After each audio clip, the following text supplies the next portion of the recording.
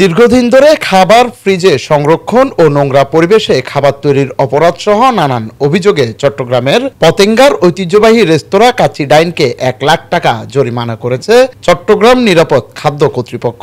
বৃহস্পতিবার দুপুরে নগরীর পতেঙ্গা থানাধীন স্টিল মিল এলাকায় এই অভিযান পরিচালনা করেন নির্বাহী ম্যাজিস্ট্রেট অতনু বড়ুয়া।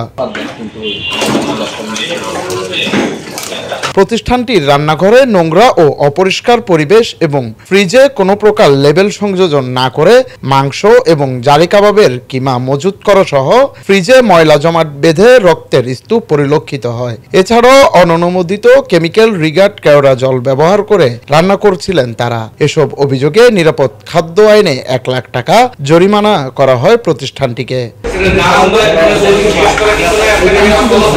অভিযানকালে চট্টগ্রাম মেট্রোপলিটনের নিরাপদ খাদ্য অফিসার মোহাম্মদ মুনতাসির মাহমুদ, পরিদর্শক মোহাম্মদ ইয়াসিনুল হক চৌধুরী সহ চট্টগ্রাম মেট্রোপলিটন পুলিশের একটি টিম উপস্থিত ছিলেন।